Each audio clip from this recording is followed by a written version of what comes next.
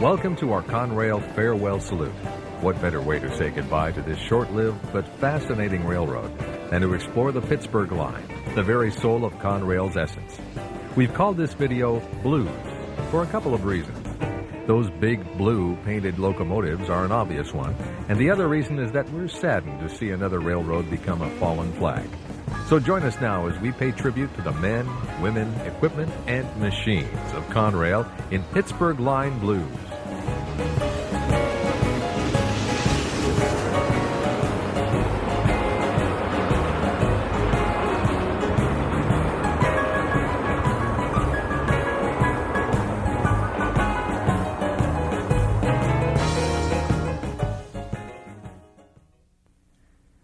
The Pittsburgh Line covers a distance of 353 miles between Harrisburg, Pennsylvania, and downtown Pittsburgh. In this program, we'll be focusing on the western portion of the line between Altoona and Conway Yard, located 20 miles northwest of Pittsburgh.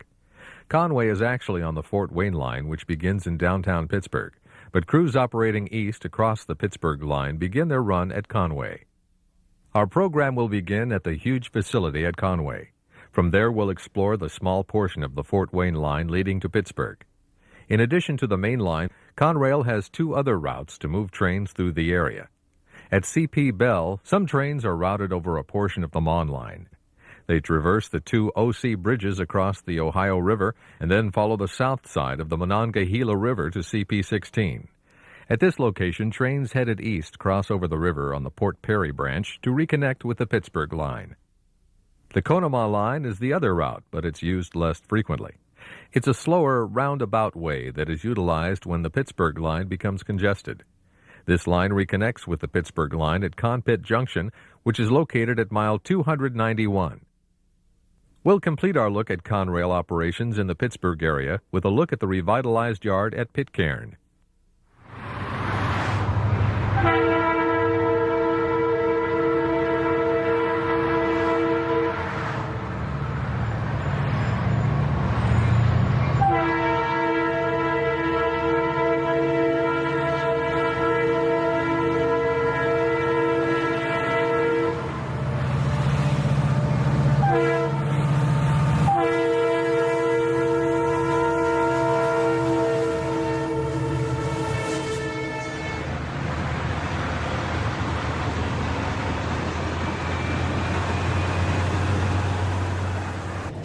Intermodal train TV-22 sprints out of Conway to complete its eastbound journey from Chicago to Baltimore, Maryland. The cars stream under the old Pennsylvania Railroad-style signal bridge that guards the east end of Conway.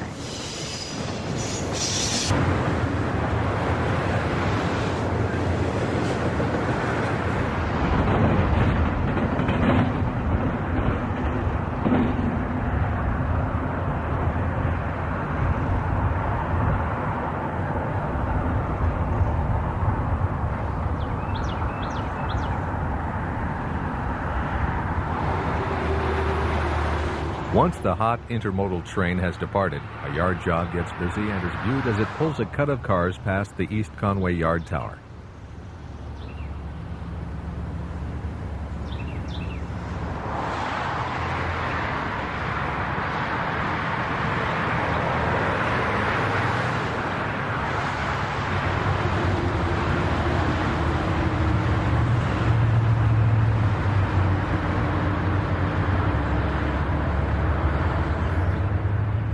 The 6988 was built as an SD40, but was rebuilt at Altoona in 1993 as a Dash 2 model.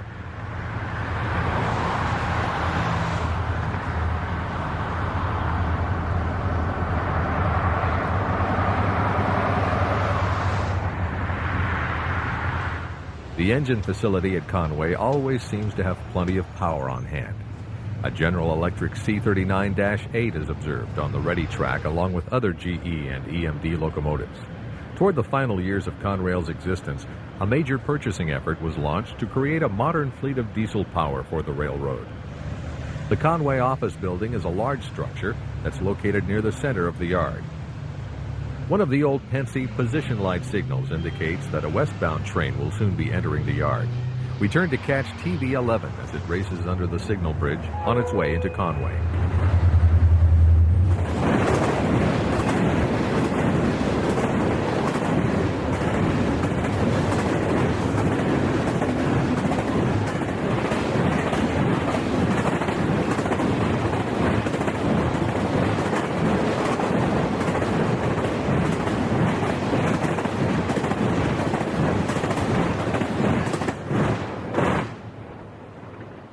TV11 operates between Kearney, New Jersey and Chicago. The train will be stopped in a moment to change crews. It'll then be off for a fast-paced run to Cleveland, and then across the water-level route to the Windy City. A local freight eases out of the yard. It's being pulled by one of the railroad's 126 GP40-2s. The local will be working at industries just east of Conway.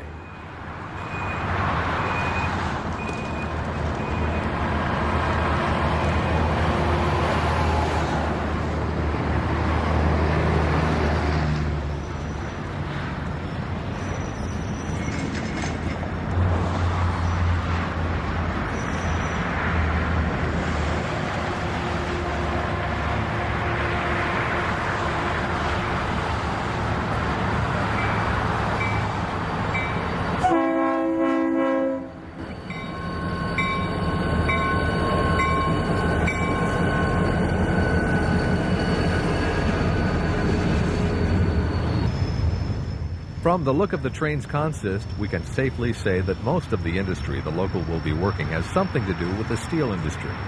Even though most of the mills are long gone, the area still has plenty of heavy industry, much of it related to the steel business.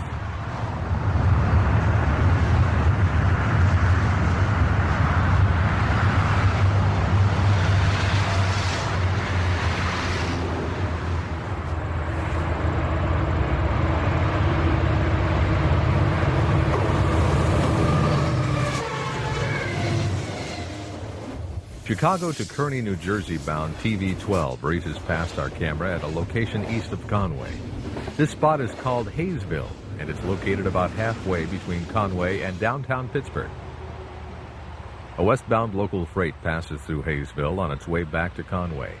The crew has finished their overnight work around the McKees Rocks area.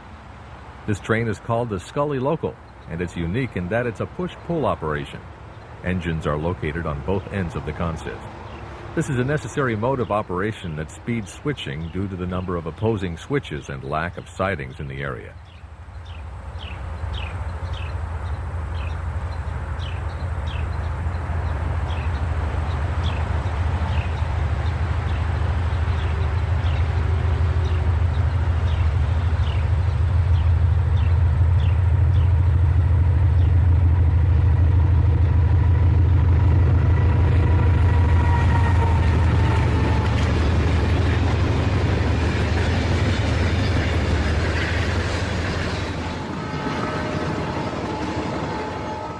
The position lights on the signal bridge change from vertical to horizontal as the consist is rushed toward Conway.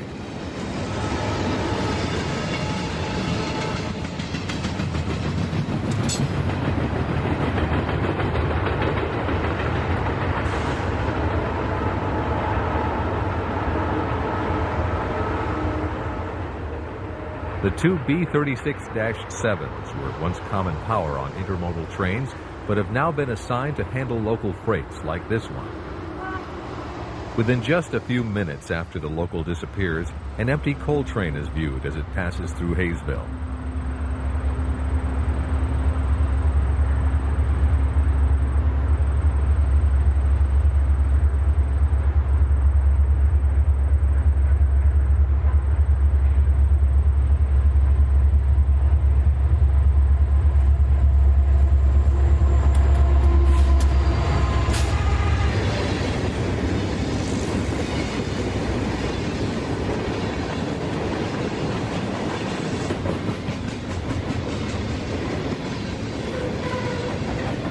As the empty hoppers rush east, a westbound freight can be seen over on Track 3.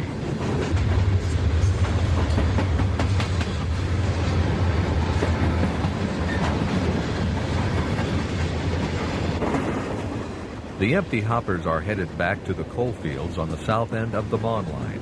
The train symbol tells us that it originated at a Wisconsin electric plant, somewhere in the Badger State.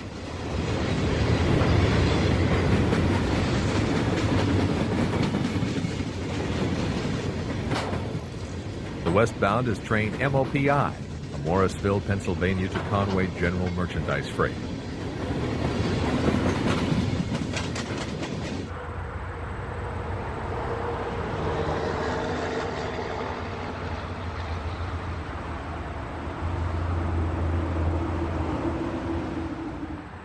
We've relocated now to CP Bell and watch as TV1 and the UWE empty coal train meet on the OC Bridge across Bruneau Island and the Ohio River.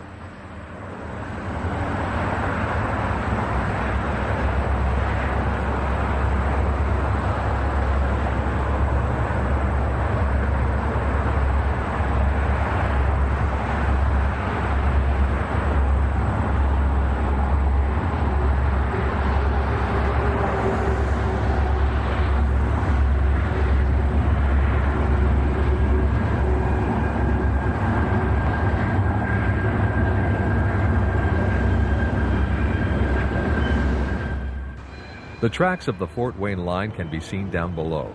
At one time, this connection was a private concern that charged a toll for each railroad car that was transported across the Ohio River.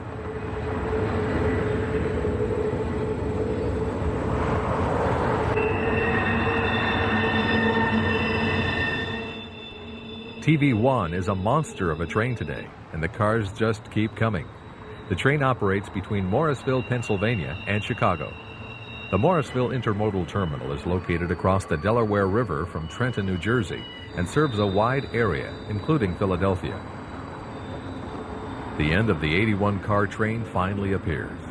With 80 loads and one empty, this is about as big as an intermodal train gets on the Pittsburgh Line. The train weighs 6,689 tons. After passing through this curve, the line comes down a long ramp track to connect with the Fort Wayne line.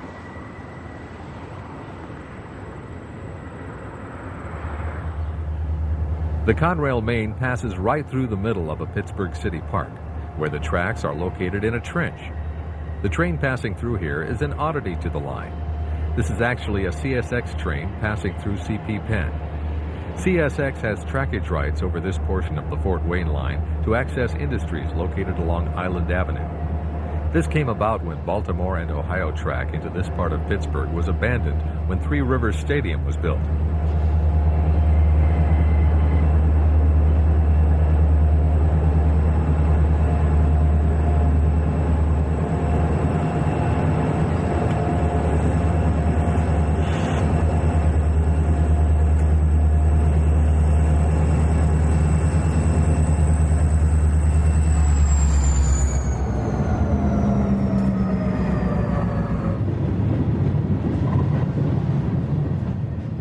One of CSX's few remaining chassis-painted GP40s leads a GP38 through West Park on Track 1. The two middle tracks are the Conemaugh line, and Track 1 and 4 are the Fort Wayne line.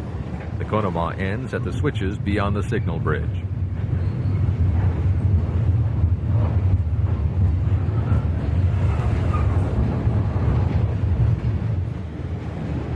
The CSX local will cross over the Allegheny River and pass through Penn Station.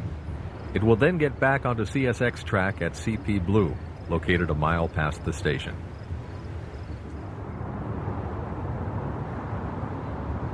From high above the Golden Triangle, the point where the Allegheny and Monongahela rivers come together to form the Ohio, we get a bird's eye view of the city and surrounding areas.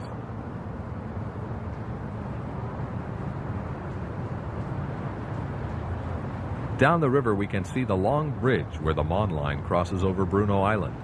To the right is the interesting maze of track at CP Bell and Island Avenue.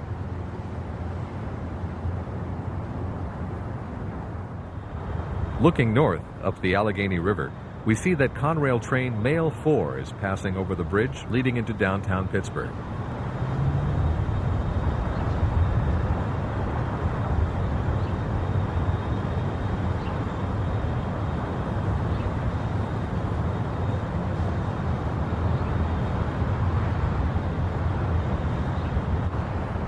The mail train's cars stream through the north side of Pittsburgh after having just passed through the trench at West Park. An unusual operation in Pittsburgh are the two remaining rail inclines. We watch as the Duquesne incline nears the top of the steep hillside. Another incline is located just east of here.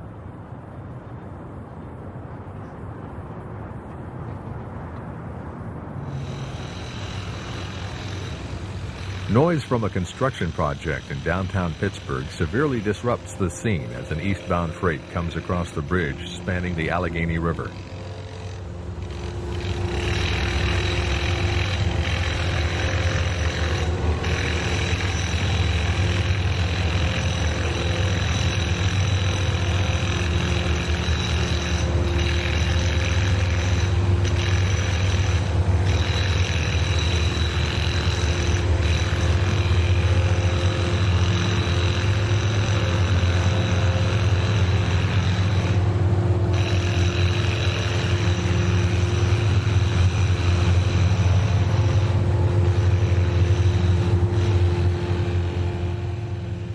Two SD60s and a C40-8 provide plenty of horsepower, but this train will need it. The 108-car train is made up of 105 loads and just 3 empties. This train's weight is a hefty 11,892 tons. We suspect that the Conway to Harrington, Delaware train will require pushers to get it over the Pittsburgh Line. Sure enough, 2 SD40-2 pushers are positioned at the Amtrak station, CP Pit, to assist the heavy train.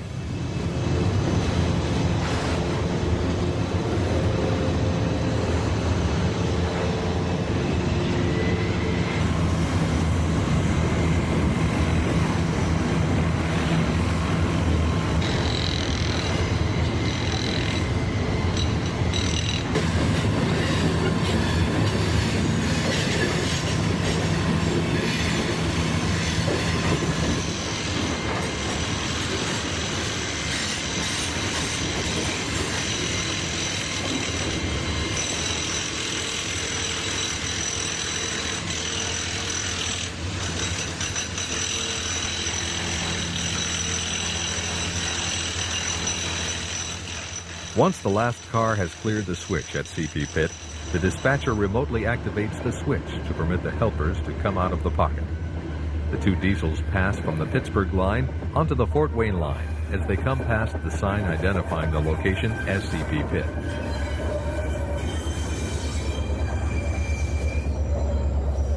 After the switch is thrown once more, the helpers come ahead to couple onto the train. Later in the show, we'll see train PIES on another day as it climbs the hills east of Pittsburgh with helpers on the rear.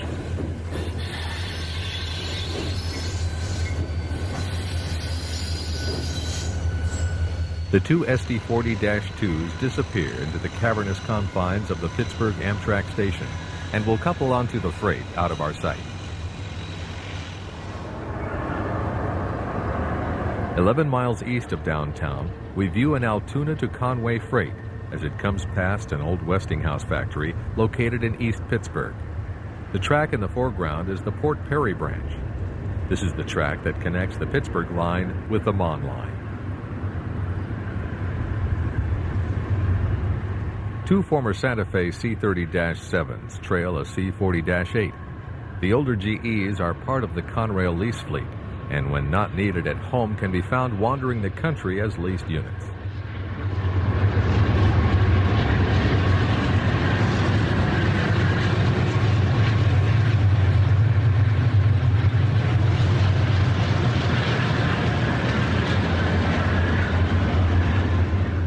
The massive structure in the background is the support for the impressive Westinghouse Bridge. Cars on the ATPI train pass a high clearance detector at mile 341.1.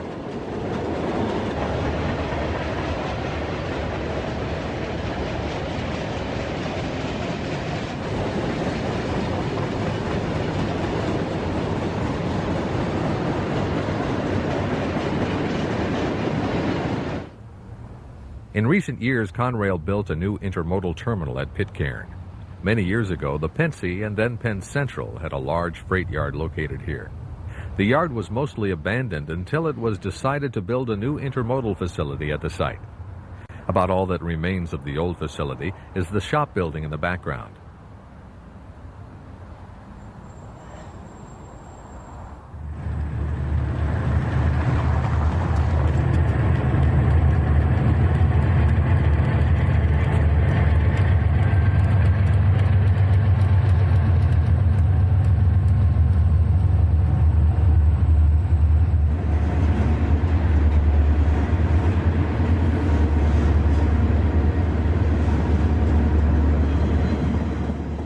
Train TV2M heads east as it passes Pitcairn. Conrail operates two versions of this train, TV2M and TV2H. Both originate at Chicago. The M train terminates at Morrisville, Pennsylvania, while the H train terminates at Harrisburg.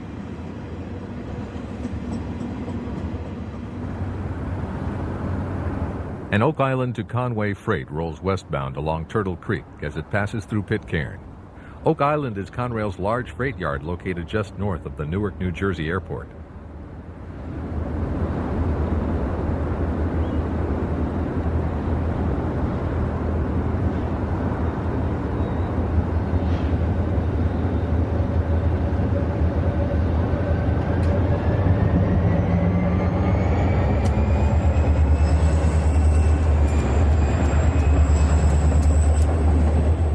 A couple of visitors, an LMX B39-8 and a CSX Jeep 40-2 have found their way onto the train today.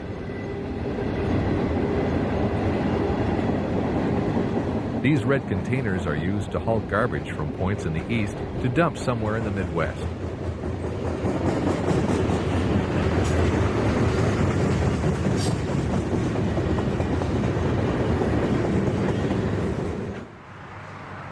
Trees on the hillside behind downtown Pitcairn have started to change color. The glorious peak of the fall color season, however, is about 2 weeks away. This eastbound intermodal train is TV78. It operates between Chicago and Kearney, New Jersey.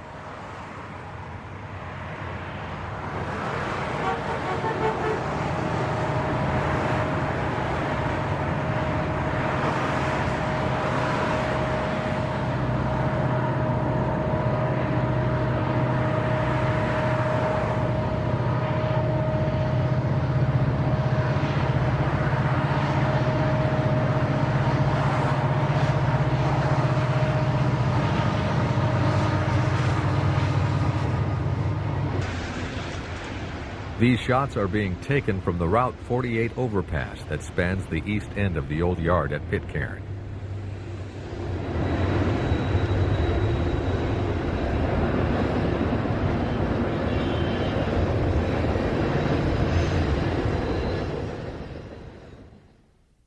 From Pitcairn, the tracks of the Pittsburgh Line depart the metropolitan Pittsburgh area and head into a more rural setting. The line also begins the climb out of the Turtle Creek Valley as it departs the Monongahela River watershed. The tracks will continue upgrade and head overland through Greensburg toward the Conemaugh River watershed. After passing through Latrobe, the tracks begin dropping down grade through Derry and around the big curve at Torrance, mile 300 on the Pittsburgh Line. They then wind downhill to run alongside the Conemaugh River through Conpit Junction. This is where the Conemaugh Line rejoins the main. Remember the Pittsburgh to Harrington, Delaware train symboled PIES that got helpers at CP Pitt? Well, this is the next day's version of that train, and it's also a monster. Two SD60s pull hard to keep the tonnage moving upgrade through the borough of Larimer.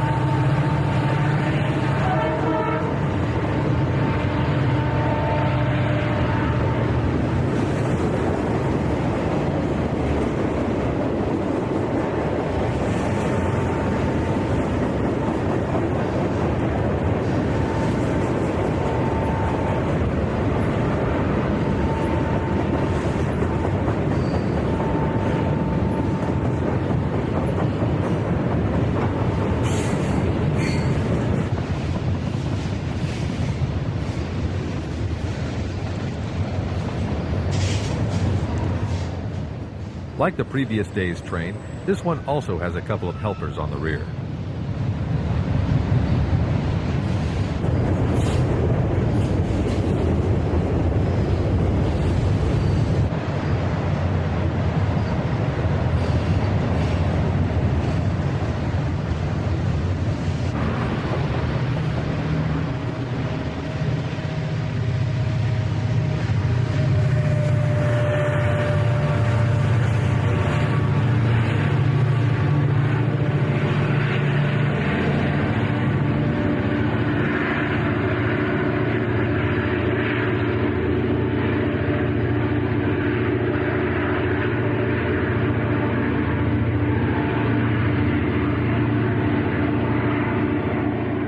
A nice surprise greets us as empty coal train ULK 49C sweeps around the curve.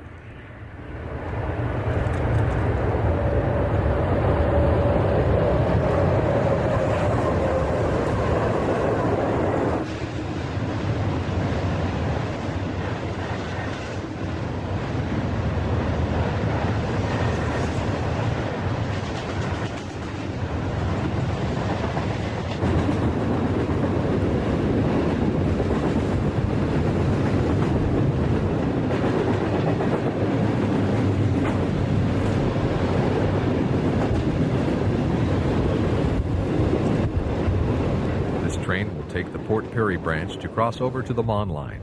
It will then head down to the coal fields in southwestern Pennsylvania on the old Monongahela Railroad. The train is returning from Consol Coal in Baltimore, Maryland.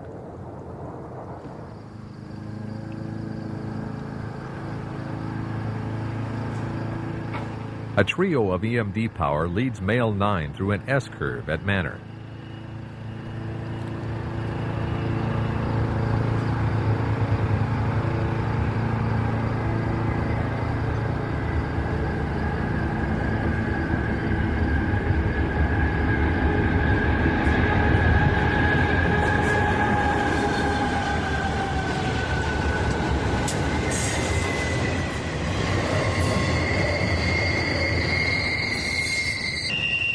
Mail 9 operates between Morrisville and Chicago.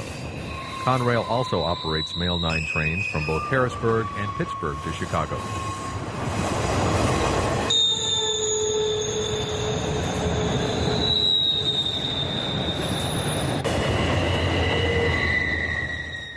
Amtrak train number 43, the Pennsylvania, is operating just a few minutes behind Mail 9, and we shoot it passing through the same curve at Manor.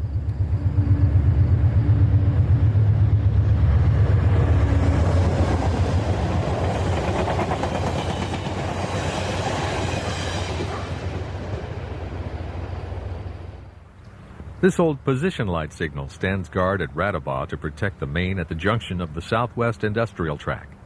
We've set up to catch a special eastbound move, but a westbound train arrives first.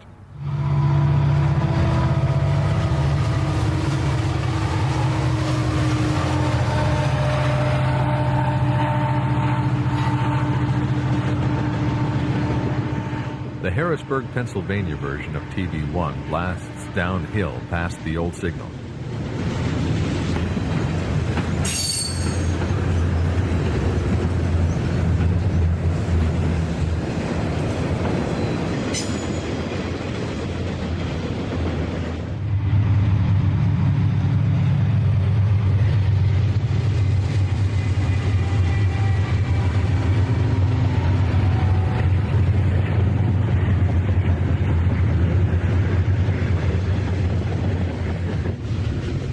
TV1 is running right behind 1H. It hasn't been very long since double stacks began operating over the Pittsburgh Line. The entire subdivision was upgraded to permit these high cars to pass under signal bridges. Tunnels also had to be enlarged so loads of double-stacked containers could pass through the bores.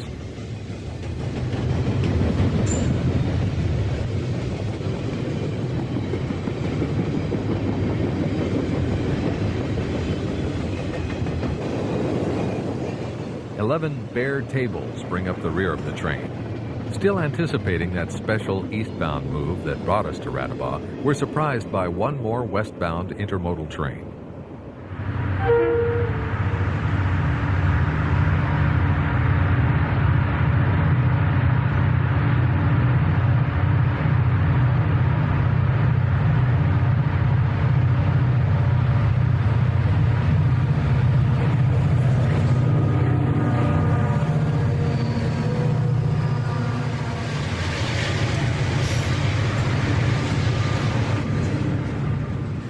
TV11 has a large cut of double stacks today, and the cars stream past the old signal. Our wait for the special movement is over as the Conrail business train climbs the grade through Ratibah. The two E units put out a fine plume of diesel smoke as they pulled the 9-car train up the hill.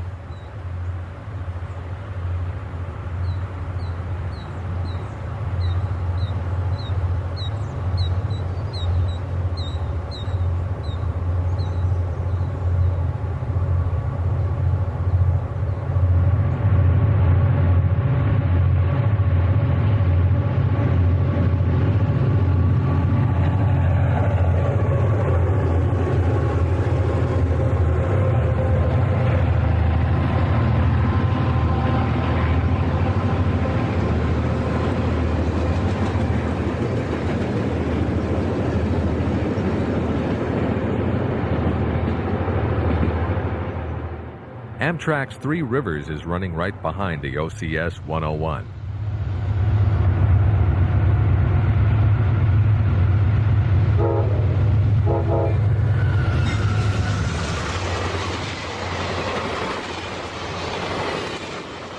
With a combination of 11 express mail and baggage cars plus 8 road railers on the rear, it's possible that Amtrak is generating more revenue from freight than passengers on this train.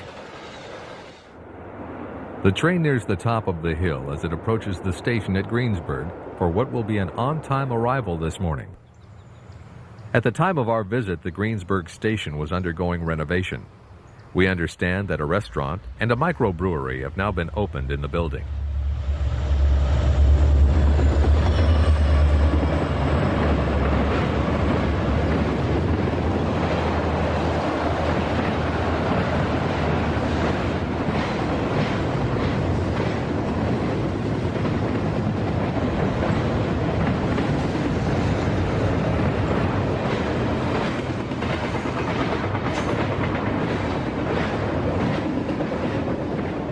TV3 hustles a long string of trailers and containers past the station. This train operates from Kearney, New Jersey to East St. Louis, Illinois.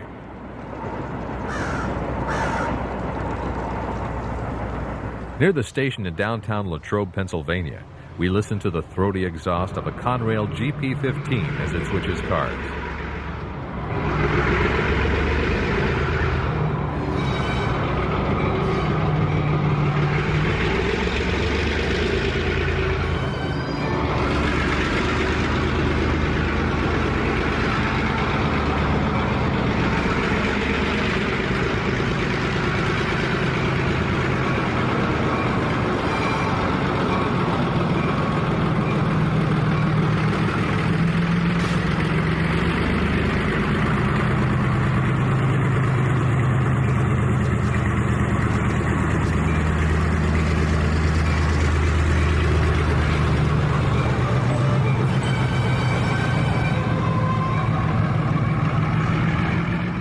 Conrail has 100 of these little 1,500 horsepower diesels.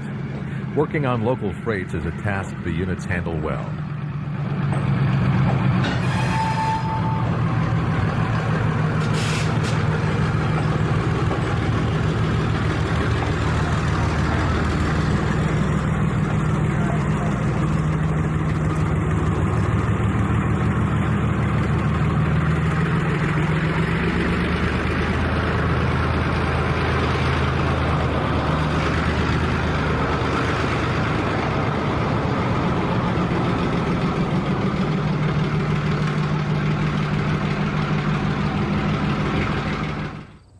At the small town of Derry, the signal aspect caused us to expect an eastbound train, but we're just as happy to see this westbound come under the signal bridge.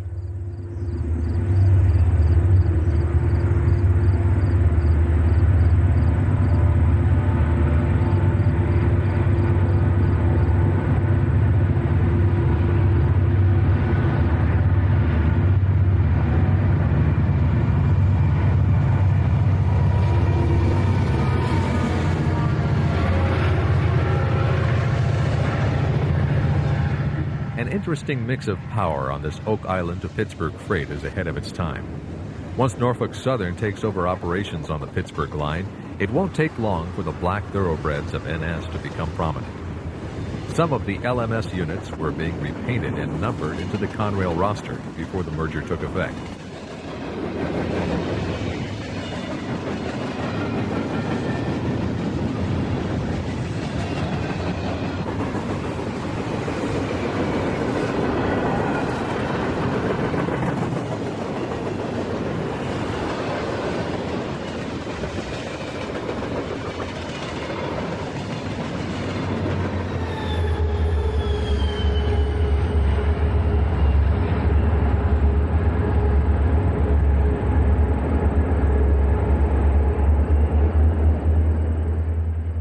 The long, heavy train has picked up speed now, but the two helpers on the rear are still working. 7 miles east, at the small settlement of Torrance, we catch the returning OCS train as it comes around the big curve here.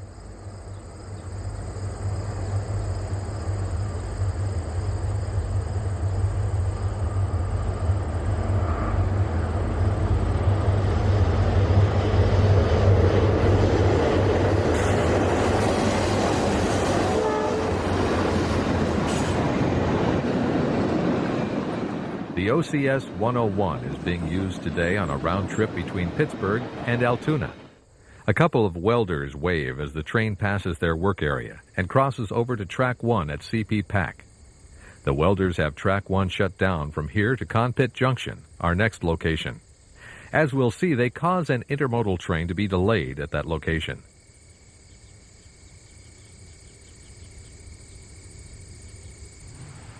This signal bridge controls eastbound traffic off the Conemaugh line at Conpit. The familiar sound of an approaching train directs our attention to an eastbound approaching on the Pittsburgh line.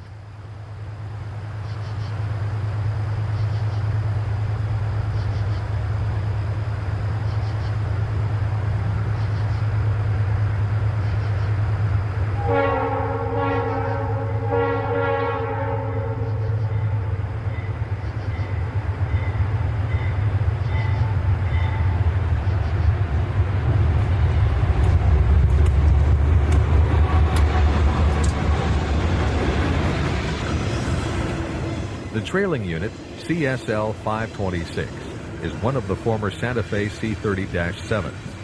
This is train TB12, the Chicago to Kearney move. The huge structures in the background are the cooling towers at the Keycon power plant at New Florence, Pennsylvania. The dispatcher has set the switches to cross this train from Track 2 to 1. Track 1, you recall, is shut down from here to CP Pack.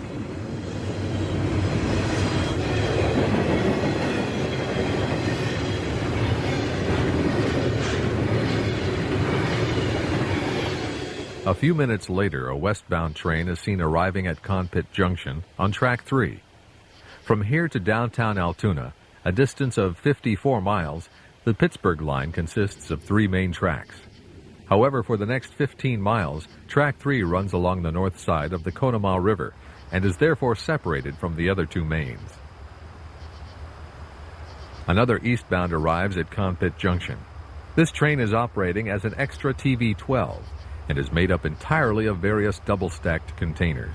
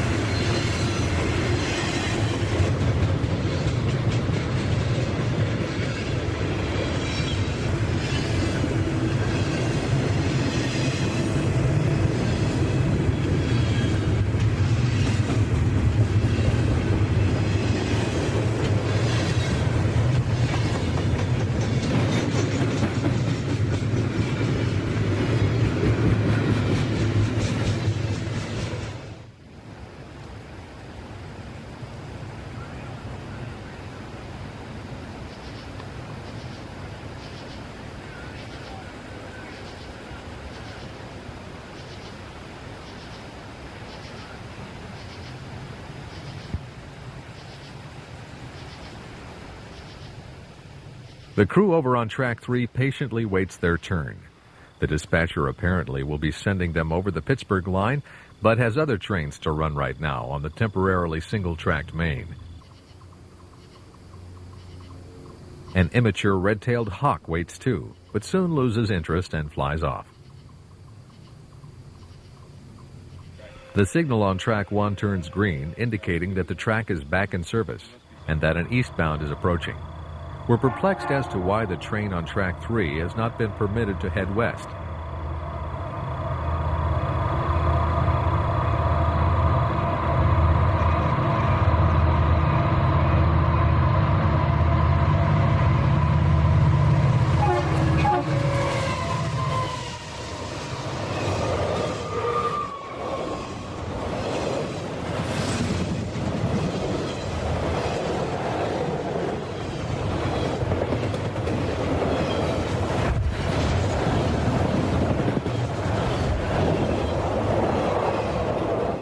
After the Chicago to Baltimore trailer train disappears from the scene, it becomes apparent why the dispatcher chose to leave the westbound sitting on Track 3.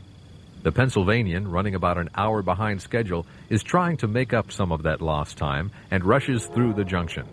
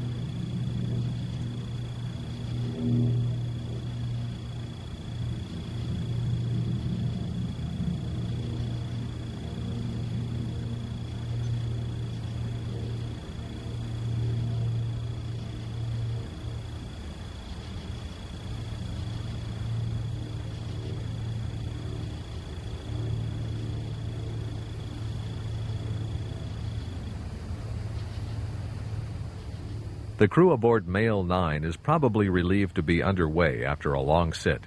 The train is powered with a nice mix of Conrail diesels with an SD60M on the point, followed by a C40-8W, an SD40-2, and an SD50.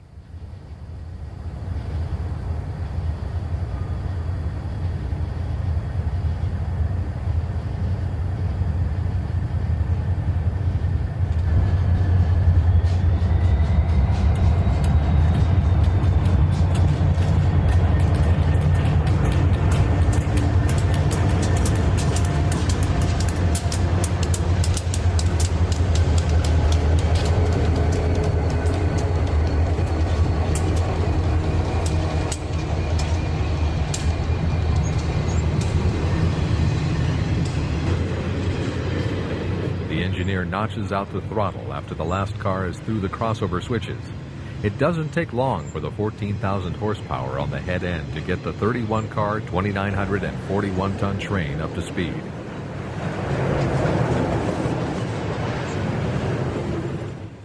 As mentioned earlier, from here to Altoona, the Pittsburgh Line goes to 3 main tracks. The map shows Track 3 separated from Conpit to CPJW, or Johnstown West. Much of this distance is within the confines of Conemaugh Gorge. At Johnstown, the line curves toward the north and begins the serious climb toward the summit of the Allegheny Mountains.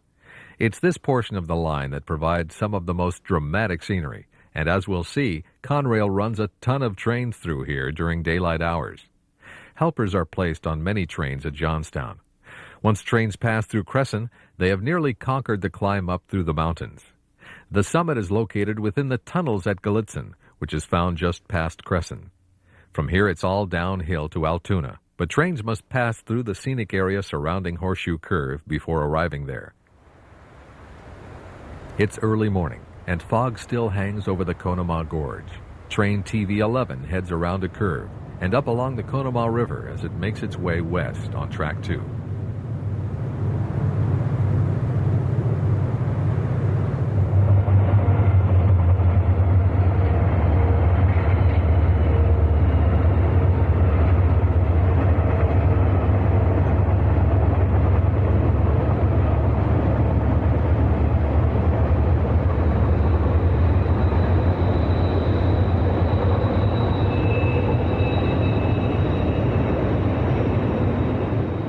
Several days have passed since we first started exploring the Pittsburgh Line, and changes in the fall colors are evident as we view trees along the river.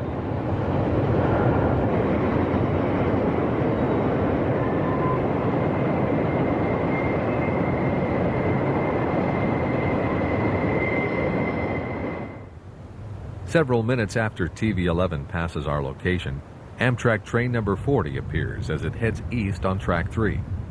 We again notice that the train is filled out with plenty of express cars on the head end and road railers on the rear.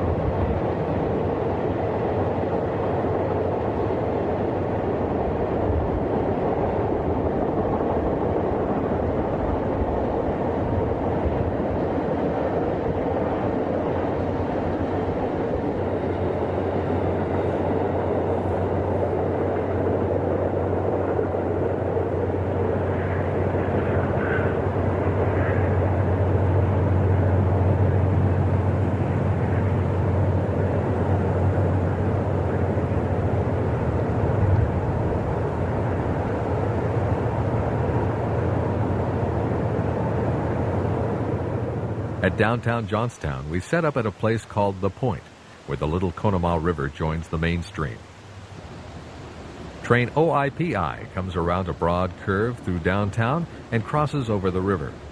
After the famous Johnstown flood, the river's channel was lined with cement. Other flood control measures were also undertaken to help prevent future floods in the area.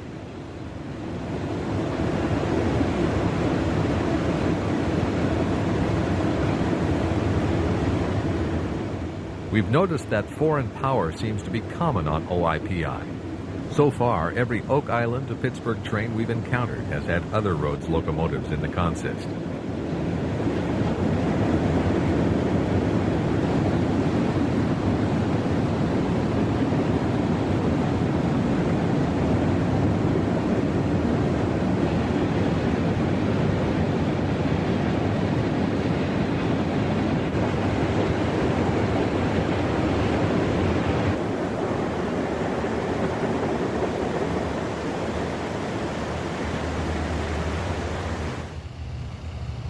Seat Tower is located east of Johnstown near the community of East Conemaugh.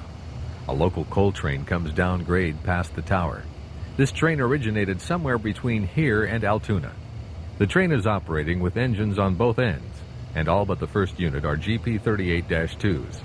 The power to the right is a set of helpers waiting for their next shove over the mountain. The coal train is headed to a local power plant. It's quite unusual to see this many Jeeps on a train, so we thoroughly enjoy the sight.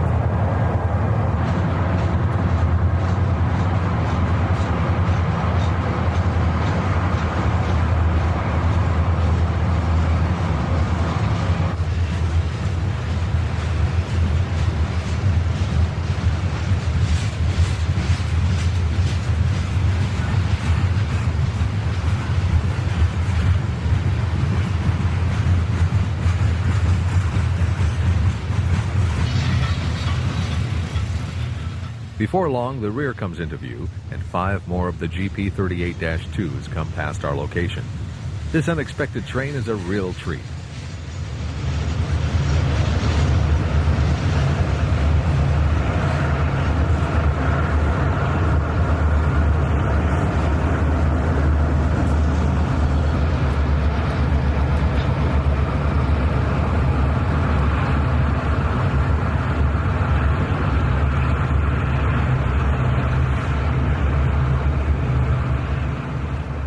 While many towers have closed over the years, Conrail has found it necessary to maintain C Tower. Many movements through here each day must be switched from one track to another, including all of the helpers cutting on and off trains. A westbound empty coal train comes downhill past the tower.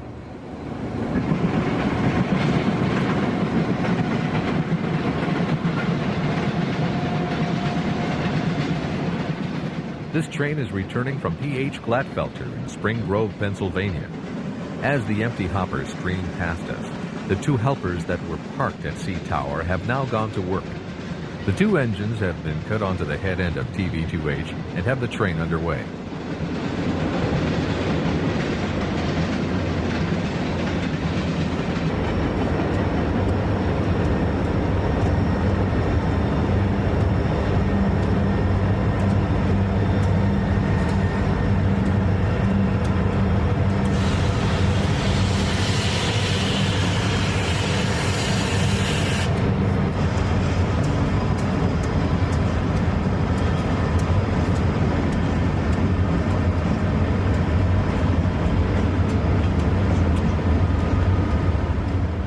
A premonition of coming diesel days has found its way onto the Harrisburg-bound train in the form of a black SD60.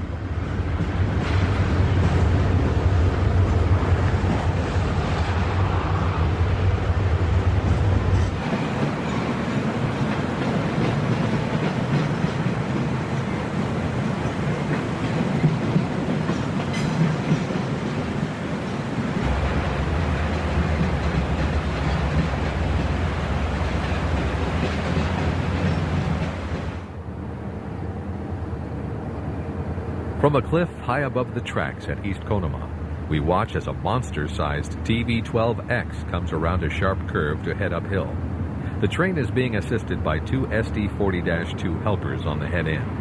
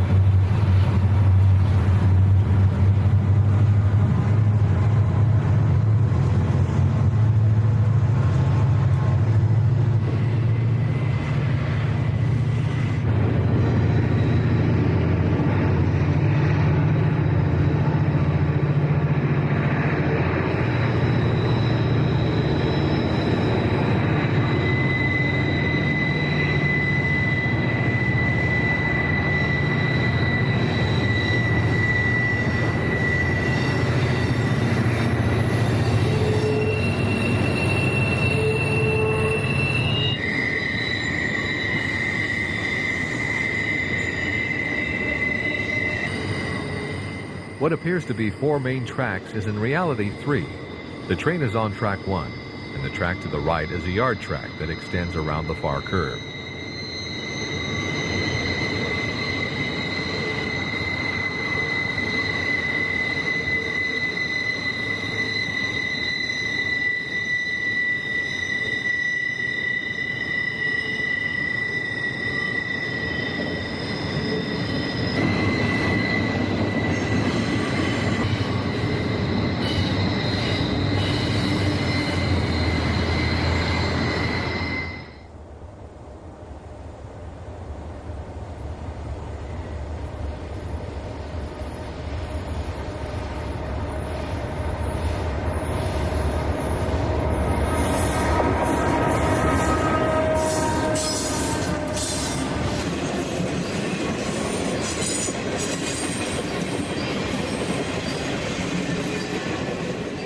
Conrail operates 2 Triple Crown trains each direction across the Pittsburgh Line. RR 281 is a Rutherford, Pennsylvania to Willow Run, Michigan train.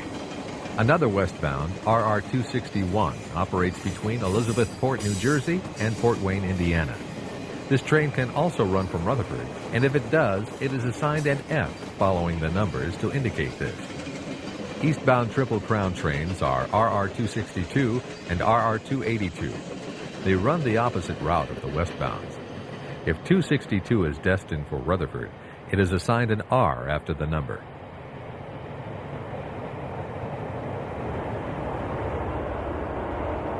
On this day, we catch the Rutherford-bound RR 282 as it makes its way through Mineral Point.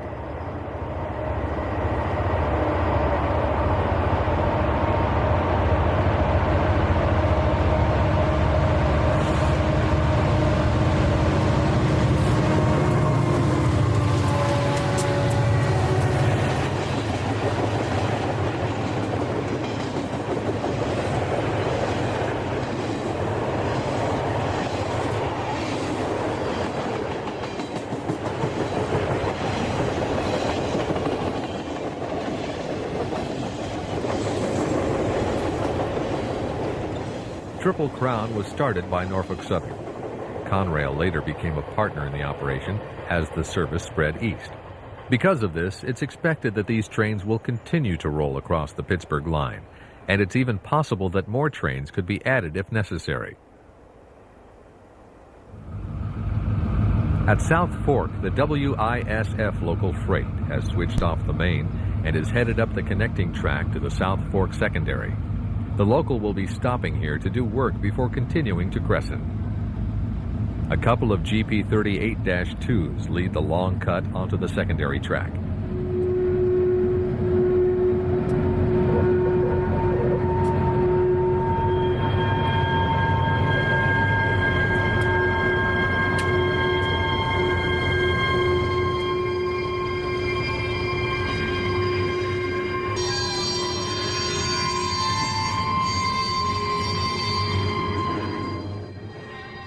A load of lumber and 4 tank cars are followed by a long string of empty coal hoppers.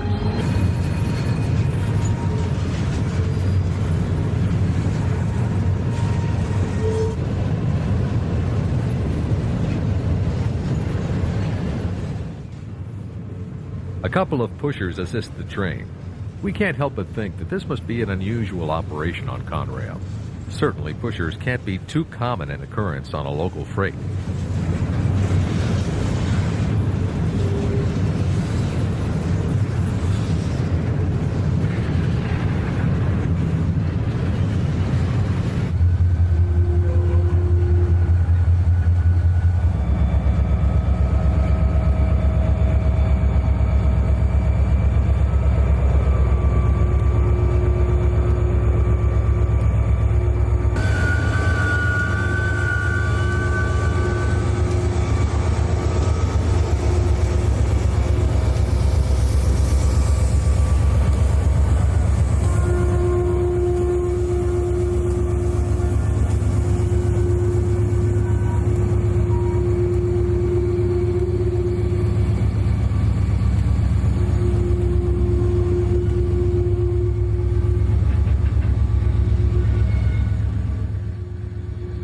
As the 2 SD40-2s come off the west leg of the Y track to enter South Fork Yard, a train is heard coming down the main.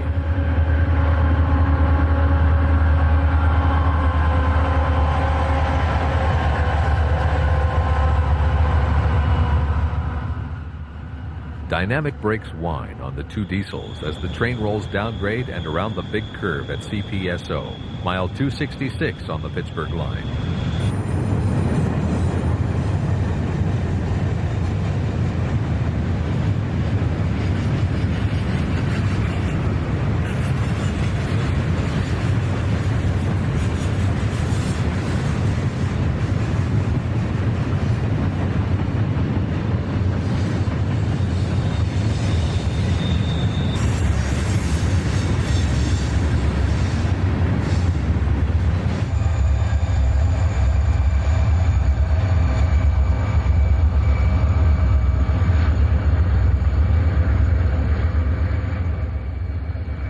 Two sets of helpers are on the rear of the train.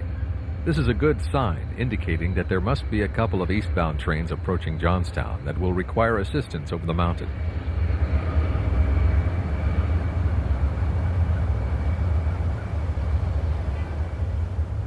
It appears that today's Three Rivers has lost one of its locomotives.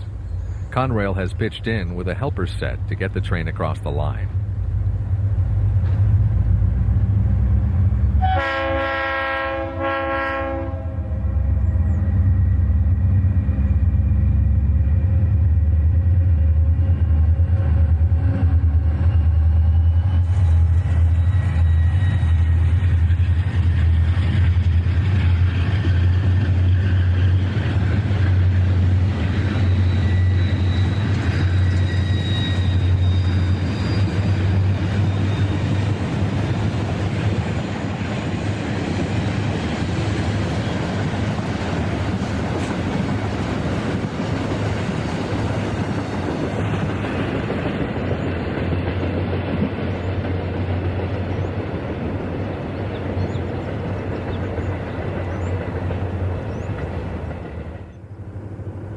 A couple of hours later, and 9 miles east, local freight WISF is once again underway.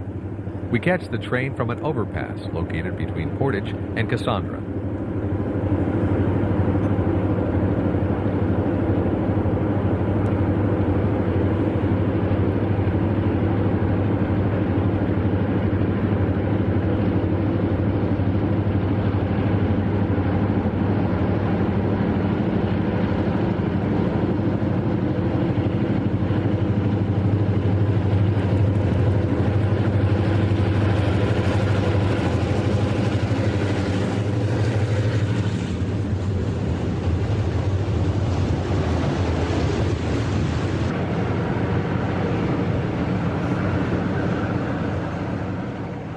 As the train makes its way up track 2, we can see that we just missed an eastbound pig train that's working up through Cassandra.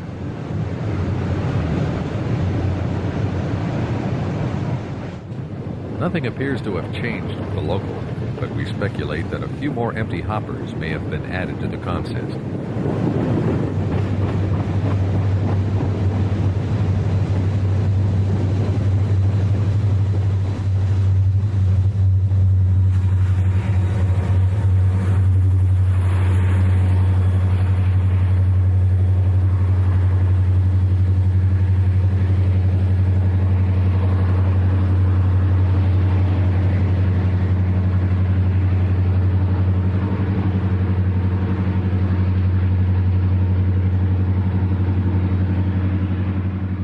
As the pushers work up grade, a westbound is seen coming down track 3. It's train OIPI, and incredibly, it's being powered with a pure Conrail set of engines. This is the first time we've seen the Oak Island to Pittsburgh movement without foreign power on this visit to the Pittsburgh Line.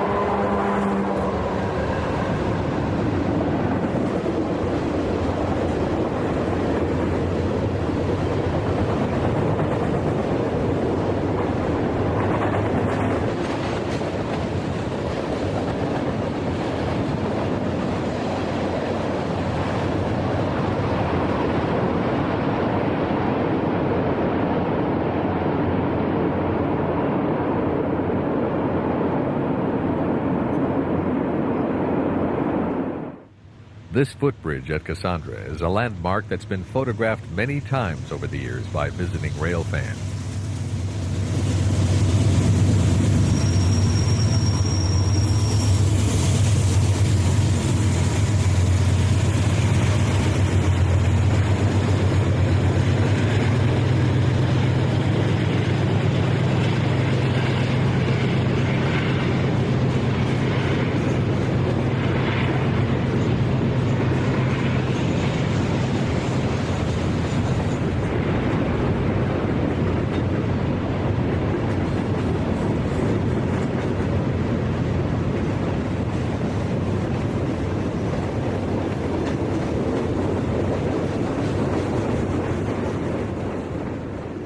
Even though this eastbound is an empty hopper train, the power still gets a workout as it lifts the string of 160 cars over the Alleghenies. With just 2 units and no helpers, the crew will have a slow trip up the hill today.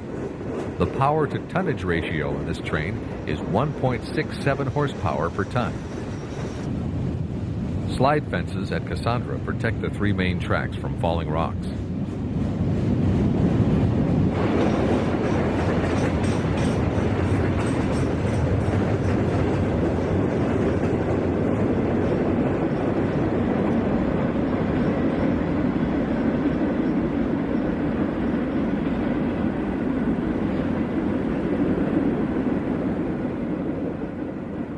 Shortly after the last hopper passes from view, the westbound Pennsylvanian comes down around the sweeping curve.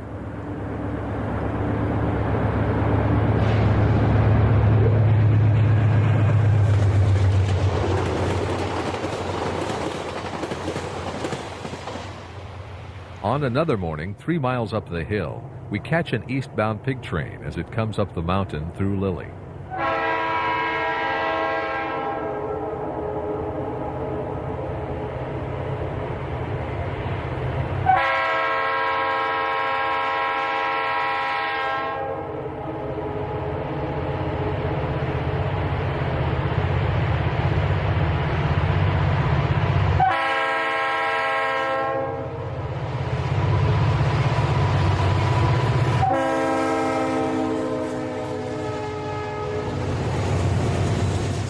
This once-a-week train operates between Chicago and Kearney, New Jersey.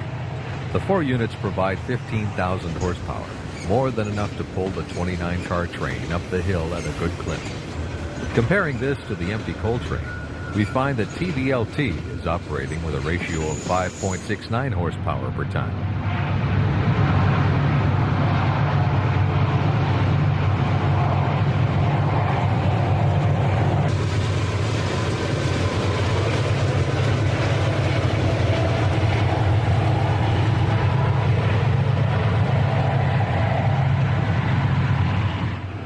TV12 stomps up grade through the town of Cresson at a good pace. The cars roll past the Station Inn, a railfan bed and breakfast located along the tracks. This is a great place to stay if you plan on visiting the area. Once you've worn yourself out chasing trains and getting to all of the famous locations, it's fun to just sit on the front porch and watch as the parade of freights continues.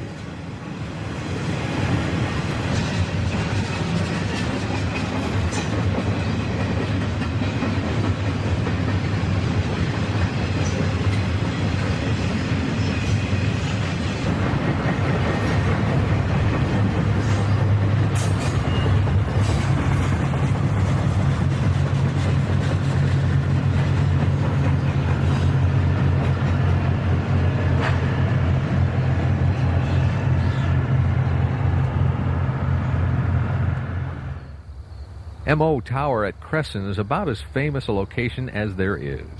The overpass has been removed, but the scene is still worthy of a shot as a multi-level train comes downhill past the timeless structure.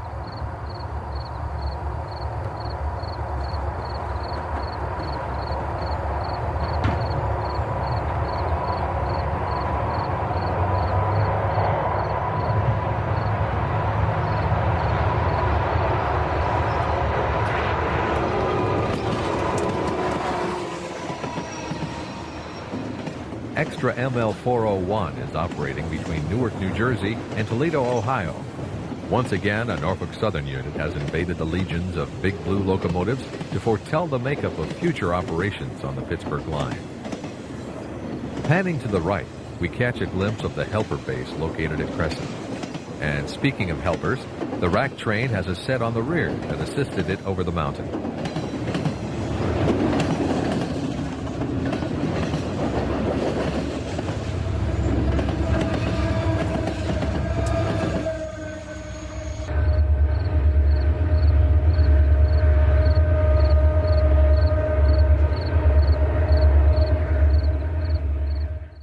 From this point, we'll change direction of travel and relocate to Altoona. We'll follow the Pittsburgh Line in a westward direction up the east slope of the mountain and stop at famous locations such as Alto Tower, the Brickyard, and Horseshoe Curve. A newly constructed portion of U.S. Highway 22 will give us a good view of action west of MG. We'll catch a couple more trains from Tunnel Hill above the east portals at the summit, and then conclude the show with a visit to the west tunnel portals in downtown Gallitzin.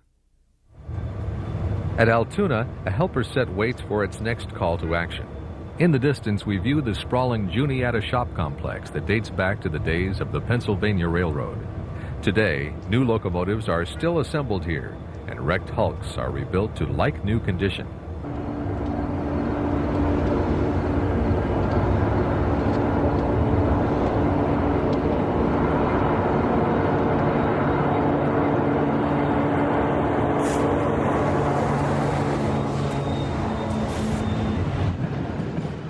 TV-22 rolls through Altoona on its eastbound journey. The coal train to the right is waiting for a new crew and will depart Altoona shortly.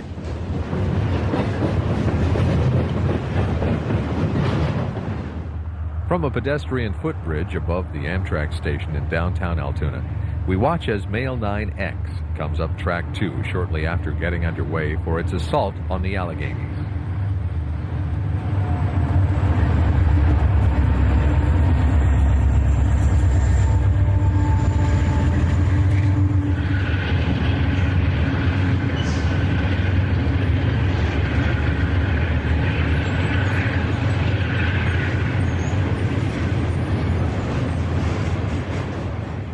Track 3 begins at Alto, and the westbound train will be taking this route over the mountain. You may recall earlier in the show when we pointed out that this track extends from Alto all the way to Conpit Junction, 54 miles to the west.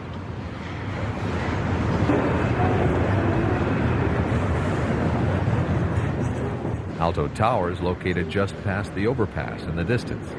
From that location, one gets a great view of the famous landmark.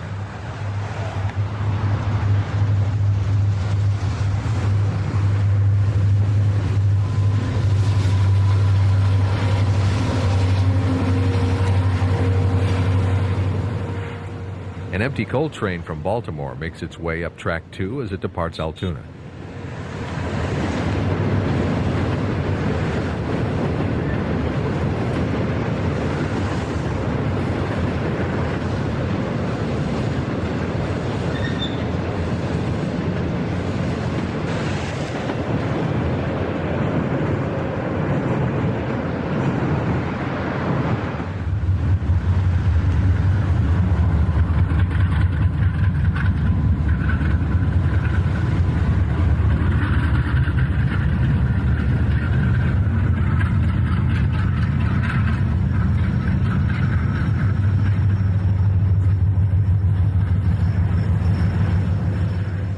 A light engine move comes past Alto and heads west up Track 2. 13 units are being transferred to Conway to balance power requirements.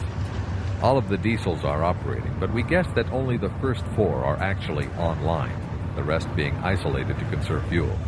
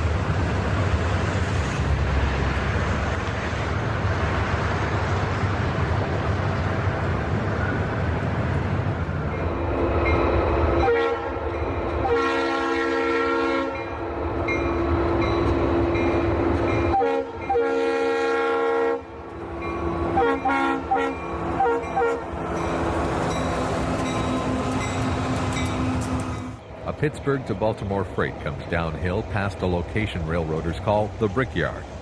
From here it's just a couple of miles to Alto, and the freight is eased down the last portion of the grade into town.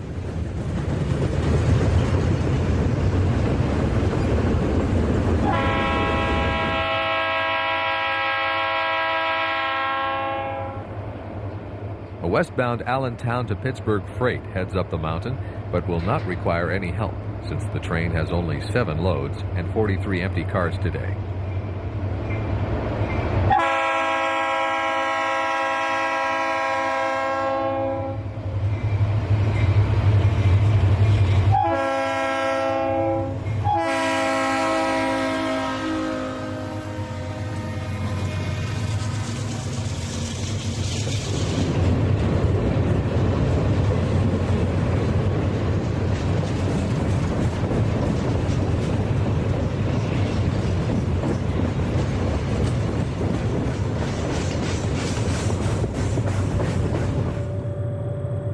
From the Horseshoe Curve National Historic Landmark, we view an Altoona to Pittsburgh train as it comes up past a signal bridge just before entering the curve.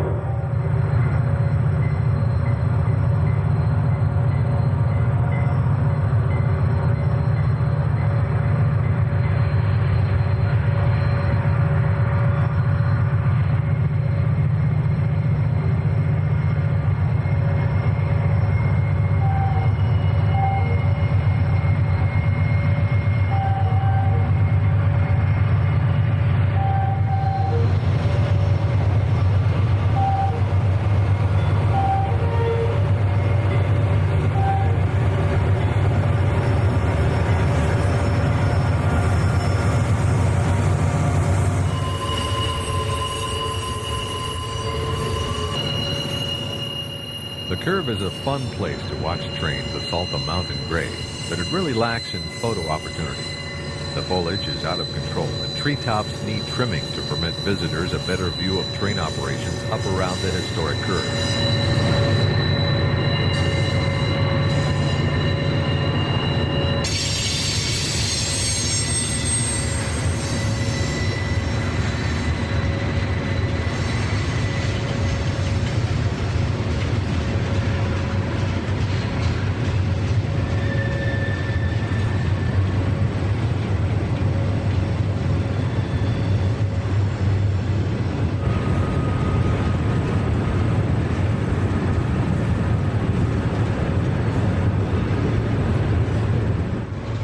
A standard pair of SD40-2 helpers is on the rear and pushes hard to keep the freight moving at a steady pace up around the curve.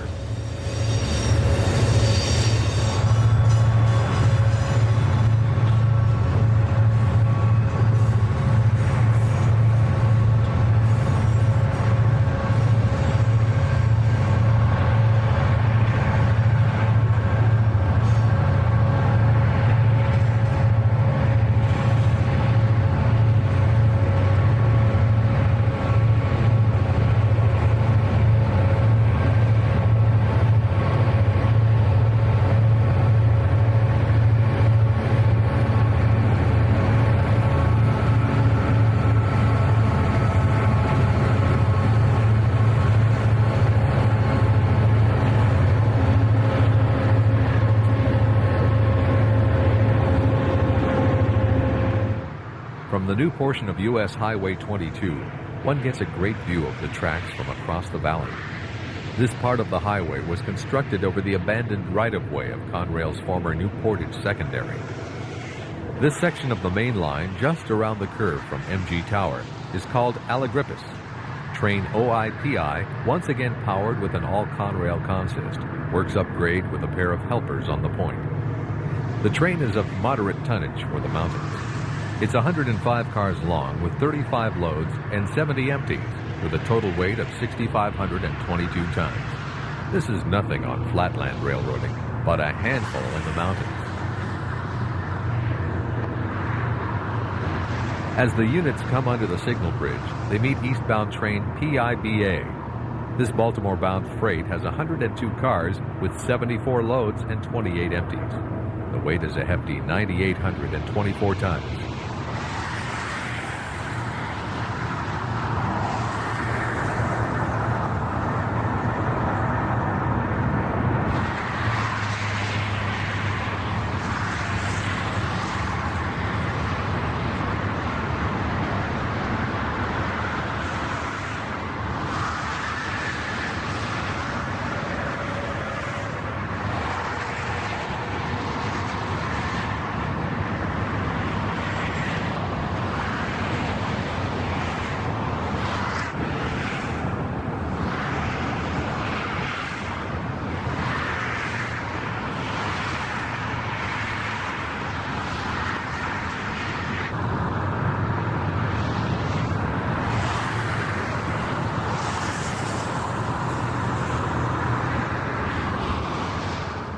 Helpers on the eastbound roll under the signal bridge and reveal that the westbound is still slowly moving up the grade.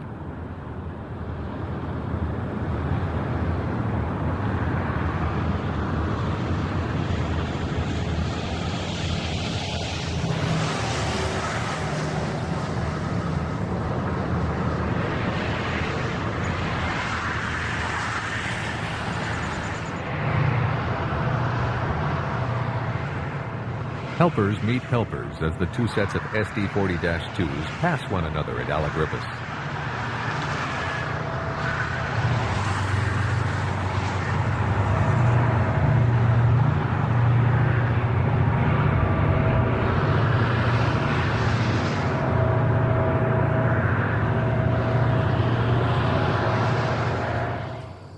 Later in the afternoon, we catch another westbound climbing the grade as it heads into Bennington Curve.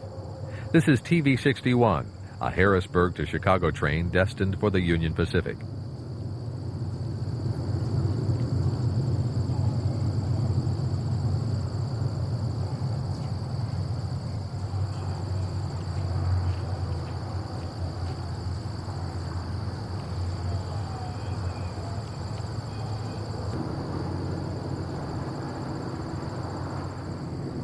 After passing through the curve at Benny, the train continues climbing and comes through an area called the Slide.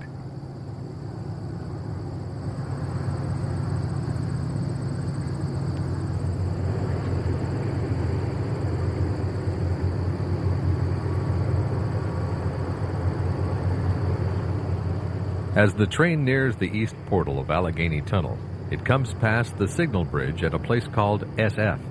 It was here that the new Portage Secondary departed the main and ducked under the Track 1 overpass seen to the right.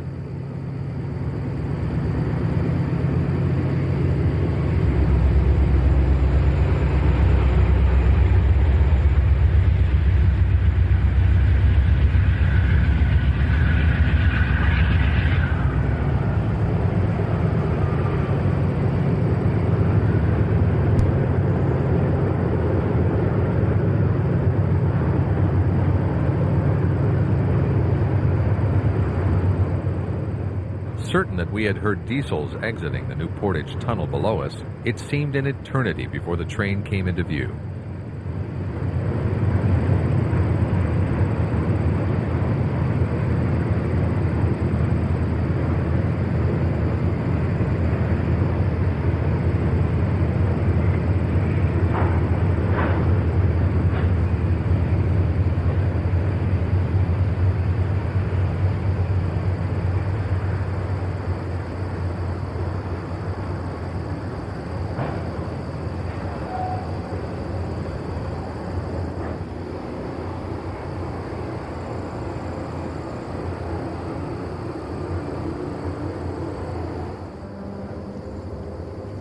An SD60 and a C40 lead TB12 down Track 1.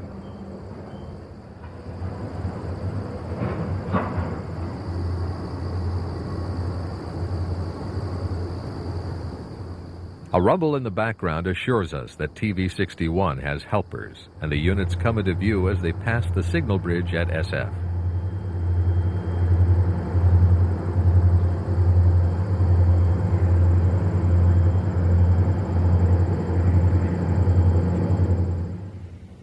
The Jackson Street overpass in downtown Gallitzin provides a perfect train-watching platform for thousands of visitors each year. The new Allegheny Tunnel portal looks great. The bore was rebuilt a few years back to accommodate double stacks. Compare its size to the now abandoned Gallitzin Tunnel.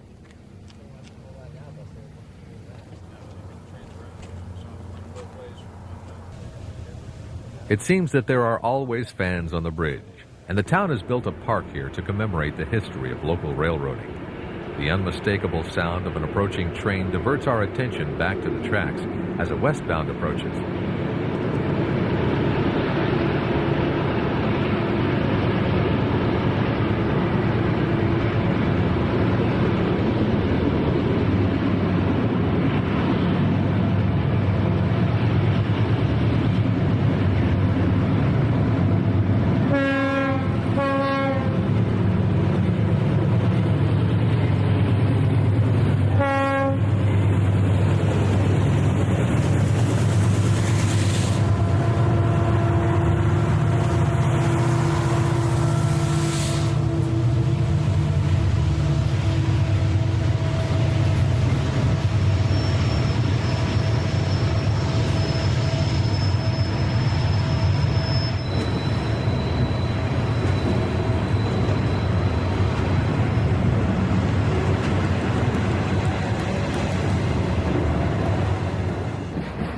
family at the railroad park enjoys the view as the extra mail train exits the tunnel.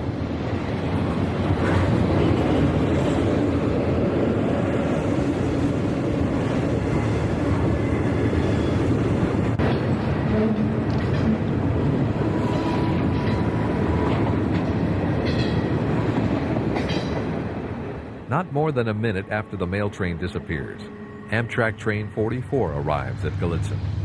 The dispatcher has routed the train up track 2 to run around slower eastbound traffic over on track 1. The train has a private car, a couple of express boxes, and a deadheading coach on it today to make for an unusual version of the Pennsylvania. At ground level, we watch as another westbound exits Allegheny Tunnel. The two lead engines are head-end helpers on the 117-car train.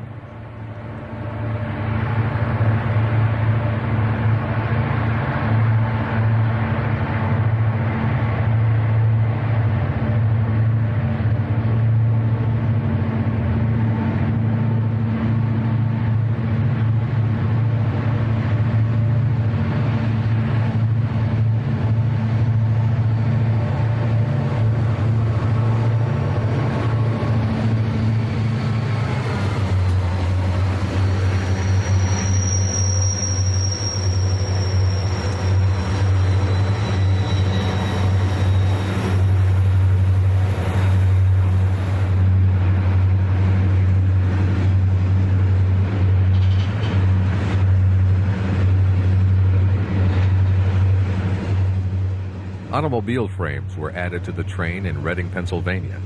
This is a common load found on this Allentown to Pittsburgh train. Today's ALPI is made up of 49 loads and 68 empties.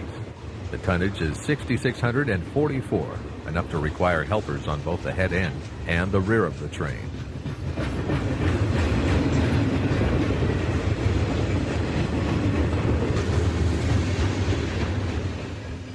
Conrail has put on an amazing show for us across the Pittsburgh Line and left images of those big blue locomotives in our minds that will last forever.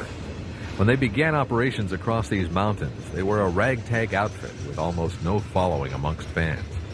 The company's demise comes not from a lack of being successful, but rather the opposite. Conrail prospered to become a bold and mighty railroad. They grew from the ashes of the smoldering crack-up of Eastern railroading to become the darling of the prom. Thanks, Conrail, for this last dance. We'll miss you, Big Blue.